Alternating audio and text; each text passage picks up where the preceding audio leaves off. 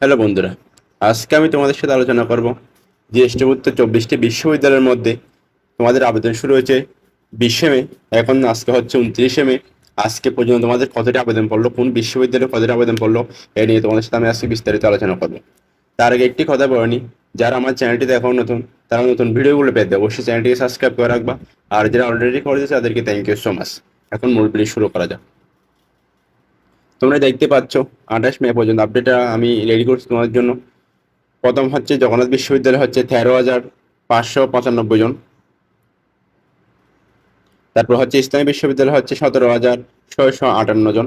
শাহজালাল বিজ্ঞান ও প্রযুক্তি বিশ্ববিদ্যালয় হচ্ছে অনেক কম পড়ছে ধরতে গেলে, প্রায় 16,828 জন। খুলনা বিশ্ববিদ্যালয় হচ্ছে 14,500 জন। হাই দানেশ মোহাম্মদ বিজ্ঞান ও প্রযুক্তি বিশ্ববিদ্যালয় হচ্ছে 13,134 জন। মাওলানা ভাসানী বিজ্ঞান ও প্রযুক্তি বিশ্ববিদ্যালয় হচ্ছে 14,283 জন। নোয়াখালী বিজ্ঞান ও প্রযুক্তি বিশ্ববিদ্যালয় হচ্ছে 14,537 জন। কুমিল্লা বিশ্ববিদ্যালয় হচ্ছে 14,910 জন। জাতীয় কবি নজরুল ইসলাম বিশ্ববিদ্যালয় হচ্ছে 10,743 জন।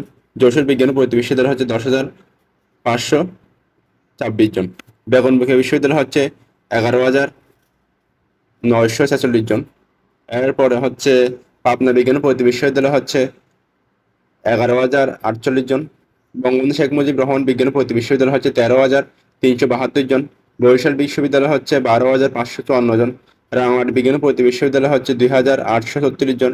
রবীন্দ্র বিশ্ববিদ্যালয় হচ্ছে 4,159 জন। বঙ্গবন্ধু শেখ মুজিবুর রহমান ডিজিটাল বিশ্ববিদ্যালয় হচ্ছে 1,543 জন। শেখ হাসিনা বিশ্ববিদ্যালয় হচ্ছে 3,019 জন। বঙ্গমাতা শেখ মুজিবুর বিজ্ঞান ও প্রযুক্তি বিশ্ববিদ্যালয় হচ্ছে 4,021 জন। পটুয়াখালী বিজ্ঞান ও প্রযুক্তি বিশ্ববিদ্যালয় হচ্ছে 4,192 জন। কিশোরগঞ্জ বিজ্ঞান ও প্রযুক্তি বিশ্ববিদ্যালয় হচ্ছে 1,019 জন। চাঁদপুর বিজ্ঞান ও প্রযুক্তি বিশ্ববিদ্যালয় হচ্ছে 1,341 জন। সুনামগঞ্জ বিজ্ঞান ও প্রযুক্তি বিশ্ববিদ্যালয় হচ্ছে 843 জন।